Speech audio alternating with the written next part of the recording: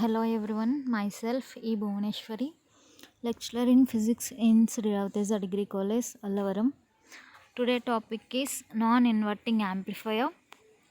So non inverting amplifier అంటే non inverting టెర్మినల్కి input వోల్టేజ్ని connect చేస్తాం.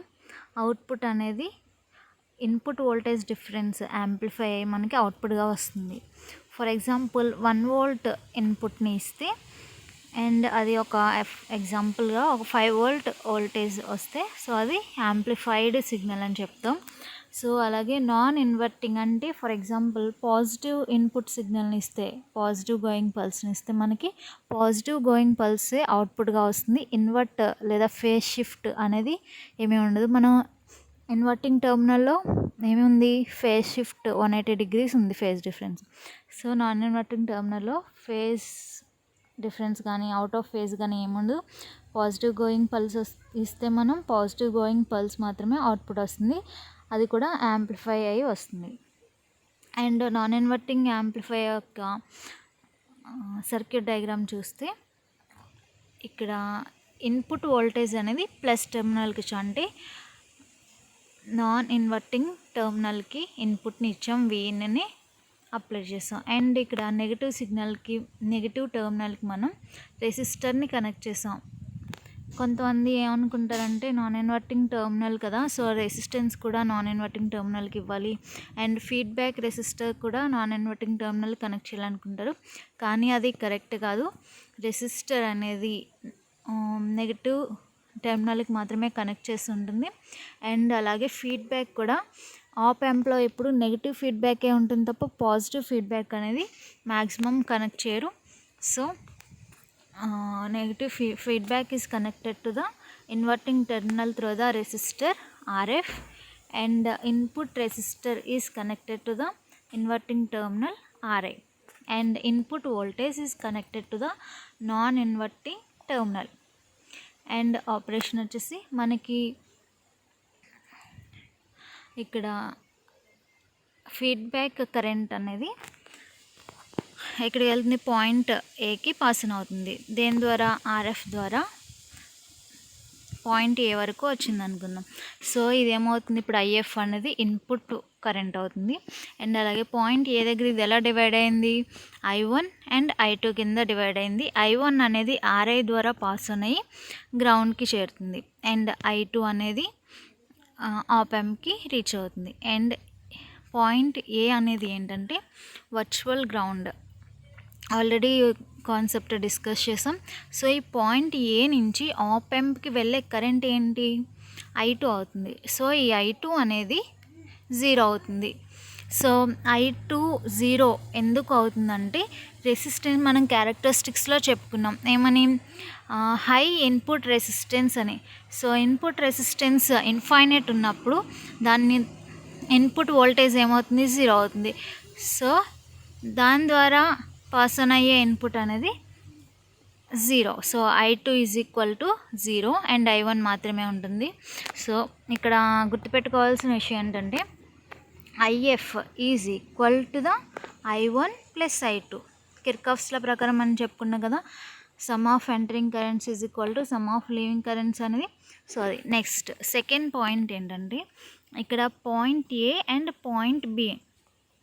సో ఇక్కడ పాయింట్ ఏ దగ్గర ఎంత వోల్టేజ్ ఉంటుందో పాయింట్ బి దగ్గర కూడా అంతే వోల్టేజ్ ఉంటుంది. ఇది మనం డెరివేషన్ క్యాలిక్యులేట్ చేసినప్పుడు డిస్కస్ చేద్దాం. అండ్ నాన్ ఇన్వర్టింగ్ టెర్మినల్ యాంప్లిఫైయర్లో గుర్తుపెట్టుకోవాల్సిన పాయింట్స్ ఏంటి, ఫస్ట్ ఇన్పుట్ ఏదైతే ఇస్తామో అవుట్పుట్ కూడా అదే సిగ్నల్ వస్తుంది, ఇన్వర్ట్ అయ్యి రాదు. నెక్స్ట్ సెకండ్ పాయింట్ ఏంటి, ఇన్వర్టింగ్ టెర్మినల్కి అంటే నెగిటివ్ టెర్మినల్కి ఇన్పుట్ రెసిస్టర్ని ఫీడ్బ్యాక్ రెసిస్టర్ని కనెక్ట్ చేస్తాం అండ్ అవుట్పుట్ ఇన్పుట్ వోల్టేజ్ అనేది నాన్ ఇన్వర్టింగ్ టెర్మినల్కి కనెక్ట్ చేస్తాం అండ్ ఇన్వర్టింగ్ టెర్మినల్ని గ్రౌండ్ చేస్తాం. ఇది circuit diagram. And gain calculation derivation చూద్దాం ఒకసారి. According to Kirchhoff's law the algebraic sum of or input current is 0 and at point A మనం discuss చేసాం కదా, పాయింట్ ఏ అంటే ఏంటి, virtually grounded point. So IF is equal to ఏమవుతుంది, I1 plus I2. And I2 equal to ఏమవుతుంది 0 అవుతుంది. And IF is equal to I1. I2 0 ఎలా అయింది? రెసిస్టెన్స్ ఇన్ఫైనైట్ ఉన్నప్పుడు క్యారెక్టరిస్టిక్స్ ద్వారా infinite input resistance, then input voltage is 0. So according to that I2 equal to 0, then IF is equal to I1. And current is equal to voltage difference by resistor. ఇక్కడ IF is equal to V0 minus VA. అంటే ఒకసారి చూద్దాం. IF అంటే ఏంటి? Feedback. So IF నుంచి ఎక్కడికి వెళ్తుంది? RF ద్వారా ఏ పాయింట్ దగ్గరికి వెళ్తుంది కదా. So here V0 minus VA. IF నుంచి అంటే V0 నుంచి ఎక్కడికి? పాయింట్ ఏ దగ్గరికి. సో పాయింట్ ఏ దగ్గర వోల్టేజ్ VA అనుకుందాం. So IF is equal to V0 minus VA, potential voltage difference by, ఇక్కడ రెసిస్టర్ని ఏది యూజ్ చేస్తాం? RFని కదా. So RF. ఇది అర్థమైందండి. ఒకసారి IF ఎక్కడి నుంచి ఎక్కడికి వెళ్తుంది? అవుట్పుట్ వోల్టేజ్ దగ్గర నుంచి పాయింట్ ఏకి వెళ్తుంది. సో అవుట్పుట్ వోల్టేజ్ ఏంటి ఇక్కడ? V0. So V0 minus VA by, ఇక్కడ ఏ రెసిస్టర్ని యూజ్ చేస్తున్నాం? RF రెసిస్టర్ని యూజ్ చేస్తున్నాం. ఒకసారి అబ్జర్వ్ చేయాలి. నెక్స్ట్ అండ్ I1, ఇక్కడ I1 is equal to VA minus 0 by RN. ఇక్కడ I1 ఇక్కడ నుంచి పాయింట్ ఏ దగ్గర నుంచి RI ద్వారా పాస్ అనే గ్రౌండ్కి వెళ్తుంది. ఫీడ్బ్యాక్ కనెక్ట్ చేసాం కదా, పాయింట్ ఏ దగ్గర నుంచి RI రెసిస్టర్ ద్వారా పాస్ అనే గ్రౌండ్కి వెళ్తుంది. గ్రౌండ్ చేసాం, గ్రౌండ్ కనెక్ట్ చేసాం అంటే వోల్టేజ్ ఎంత అవుతుంది? 0 అవుతుంది. సో ఎక్కడి నుంచి? VA మైనస్ V గ్రౌండ్ అనుకుంటే వోల్టేజ్ ఇక్కడ 0 కాబట్టి 0, VA మైనస్ 0 బై, ఇక్కడ యూజ్ చేసే రెసిస్టర్ ఏంటి? దేని ద్వారా పాస్ ఆన్ అవుతుంది? RI ద్వారా పాస్ ఆన్ అవుతుంది. So VA minus 0 by RI. So ఇది I1కి ఈక్వల్ అవుతుంది. అండ్ IF అంటే ఎంత? V0 minus VA by RF. మనకి అక్కడ కరెంట్ లేదా వోల్టేజ్ దేని ద్వారా పాస్ ఆన్ అవుతుందో ఆ రెసిస్టర్ని యూజ్ చేసుకోవాలి.